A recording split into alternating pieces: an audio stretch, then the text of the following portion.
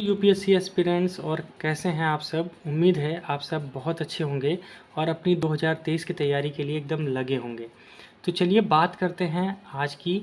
आज आप सबके लिए बहुत बड़ा अनाउंसमेंट है, वो है जीएस पेपर 3 जो हम लोग 20 सितंबर से शुरू कर रहे हैं। तो 20 सितंबर बहुत जल्द आ जाएगा, बहुत कम दिन बचे हैं आप सभी के लिए। बस इतनी सी रिक्वेस्ट है, इस सेशन को आपको ऐसे ज्वाइन करना है कि आपका ये अंतिम अटेम्प्ट है। इस हिसाब से आप पढ़ेंगे तो मैं गारंटी कह रहा हूँ कि आपका जीएस पेपर 3 आपके हाथ में होगा। पूरा 1 से लेके 20 यूनिट हम लोग पूरा अच्छे से कंप्लीट करेंगे, बिल्कुल भी किसी भी चीज़ को नहीं छोड़ेंगे, चाहे वो एनसीईआरटी हुआ, कोई भी स्टैंडर्ड बुक हुआ, यूपीएससी का पूरा सिलेबस हुआ, या पीवाईक्यूज़ मतलब जो प्रीवियस ईयर के क्वेश्चन हुआ, उसके बाद आंसर राइटिंग, कुछ भी नहीं छोड़ा जाएगा, बहुत अच्छे से किया जाएगा। बस साथ जुड़ने की ज़रूरत है। 20 सितंबर डेट नहीं भूलना है, आप सभी से कह रहा हूँ ज्वाइन हो जाइए, ठीक है। हम ये बात करेंगे आज की क्या टॉपिक्स हमें पढ़ने हैं, कैसे पढ़ने हैं। ये एक छोटा सा वीडियो है, मुश्किल से 4-5 मिनट का। आपको बस इसी में इस चीज़ को समझ लेना है, उसी हिसाब से आपको तैयारी करनी है। फिर से कहूँगा, कोई कॉपी नहीं बनाना है, आपको A4 शीट पे हर काम करना है। एक 500 पेज की बंडल आता है, आप उसको ख़रीद लाइए। रोज डेली A4 शीट पे आपको बनाना है। यूनिट 1 कंप्लीट हो रही है, स्टेपलर कर दीजिए। मान लीजिए बीच में कुछ ऐड ऑन करना है या कुछ निकालना है तो आप एक अलग से पन्ना ऐड ऑन और निकाल सकते हैं।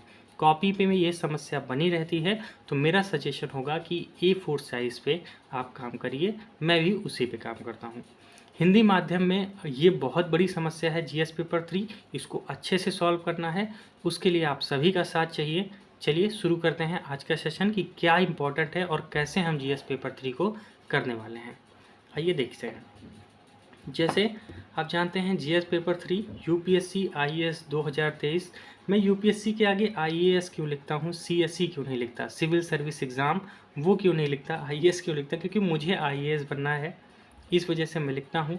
आपको आईपीएस बनना है तो यूपीएससी आईपीएस लिखा करिए, आईआरएस बनना है तो आप आईआरएस लिखा करिए, जो भी बनना है बस आप उसके आगे लिखा करिए। मोटिवेशन मुझे है ना, एक मोटिवेशन बना रहता है। देखिए, जो यूपीएससी का जीएस पेपर 3 है उसको उसने कुल मिला के 5 सेगमेंट में बांटा है।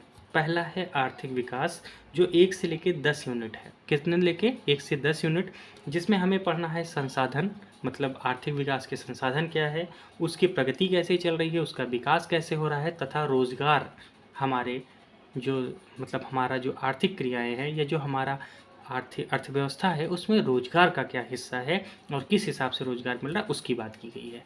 अगली बात किया जाता है समावेशी विकास और भारत का जो बजट है, मतलब सरकारी बजट, इसमें बात की जाएगी।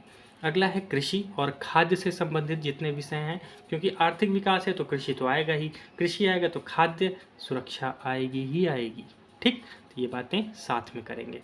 अगला है भूमि सुधार और उदारीकरण, दोनों साथ में आया, क्योंकि उदारीकरण कहीं ना कहीं समाजवाद से रिलेटेड है और भूमि सुधार भी उसी से है, तो दोनों साथ साथ होगा। अगली बात है बुनियादी ढांचा और निवेश मॉडल, क्योंकि जितना ज़्यादा निवेश आएगा उतना बुनियादी ढांचा मजबूत होगा, तो कहीं ना कहीं दोनों को इंटरलिंक करके पढ़ना जरूरी है।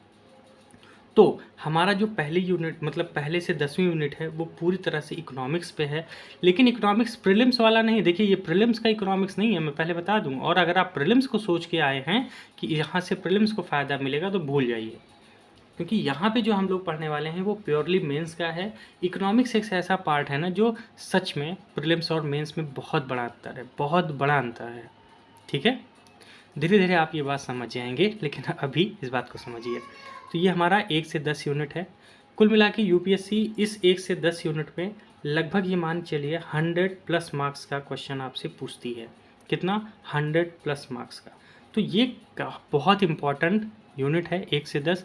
इसको शुरुआत में ही हम बहुत थॉरली, बहुत अच्छे से कंप्लीट करेंगे। दूसरा इम्पॉर्टेंट सेशन है वो है हमारा प्रौद्योगिकी के ऊपर, जो 11 मतलब 11, 12 और 13 ये 3 यूनिट अगली कवर होती हैं। इसमें हमें क्या पढ़ना है? प्रौद्योगिकी के बारे में कि रोज़मर्रा के जीवन पे इसका क्या प्रभाव पड़ता है, भारतीयों की क्या उपलब्धियां रही हैं प्रौद्योगिकी में और उसका विकास कैसे चल रहा है आज के समय में, पूरा करंट अफेयर पे है। अगला सूचना, अंतरिक्ष, कंप्यूटर, रोबोटिक्स, नैनो, बायो, ये जो प्रौद्योगिकियाँ हैं इनके बारे में पढ़ना है। और आईपीआर मतलब इंटेलेक्चुअल प्रॉपर्टी राइट, जिसको हिंदी में कहा जाता है बौद्धिक संपदा अधिकार।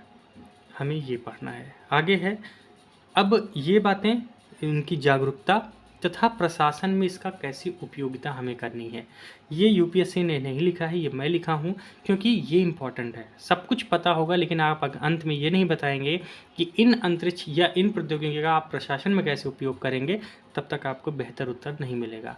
इन सब पे बात करेंगे बहुत डिटेल में, लेकिन आपसे रिक्वेस्ट है जुड़ने की, है ना। जब तक जुड़ेंगे नहीं तब तक चीज़ें बेहतर नहीं होंगी। आगे बात करते हैं पॉइंट नंबर 3, जो है पर्यावरण सुरक्षा, जो हमारी यूनिट 14 है। अगली बात करते हैं आपदा प्रबंधन, जो यूनिट 15 है। इन सब पे भी पूरा थॉरली एक चीज़ अच्छे से कंप्लीट करेंगे। यहाँ तक कि आप समझ लीजिए ना, हम लोग अमेरिका में जो आपदा प्रबंधन आ रहा है ना, वहाँ से भी सीख के अपने इंडिया में डालेंगे। हर चीज़ बहुत अच्छे से कंप्लीट करेंगे, ठीक है। अगला है आंतरिक सुरक्षा, 16 से लेके 20 यूनिट तक। ये काफ़ी बड़ा मैटर है। आतंकवाद, नक्सलवाद, आंतरिक जो गड़बड़ी है उसके बारे में पढ़ेंगे। साइबर अपराध, उससे कैसे सुरक्षा करनी है। धन शोधन मतलब मनी लॉन्ड्रिंग, इस पे कैसे काम करना है। सीमा प्रबंधन, इस पे कैसे काम करना है, क्योंकि हमारी आंतरिक सुरक्षा का मामला है। तो अगर प्रौद्योगिकी में देखें तो यहाँ से लगभग ये मान चलिए 40 से 50 क्वेश्चन नंबर का, और यहाँ पे पर्यावरण में हर बार 1 या 2 क्वेश्चन आता है, तो मैं 10 से 20 नंबर मान लेता हूँ। आपदा प्रबंधन में भी 1 से 2 क्वेश्चन आते हैं, तो 10 से 20 नंबर यहाँ भी मान लीजिए। उसके बाद जो बच जा गया लगभग 50 प्लस नंबर, वो यहाँ से आता है। तो कुल मिला के हमारा पेपर का डिज़ाइन यही है कि 100 प्लस हमें कहाँ से मिलेगा, आर्थिक विकास से। प्रौद्योगिकी में 40 से 50 नंबर, पर्यावरण में 10 से 20 नंबर, आपदा प्रबंधन में भी 10 से 20 नंबर, और आंतरिक सुरक्षा में 50 प्लस।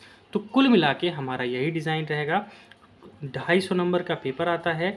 टारगेट रहेगा कि हम लोग आराम से 110 प्लस रहें, इससे कम हमारा स्कोर हो ही ना, मतलब 110 120 इससे कम हमारा नंबर ना आए किसी भी तरह से। कितना भी बेकार आप लिख के आएंगे, लेकिन 110 प्लस ये रहे। देखिए, हमें कभी ना ऐसी बात नहीं करनी है भैया कि 150 नंबर, ये चूतियाफे नहीं करने हैं। ये यूपीएससी है, यहाँ पे बी जेन्युइन, अच्छे से एकदम जेन्युइन रहना है और चीज़ों को उसी डायरेक्शन में तैयार करना है जैसे हो रहा है।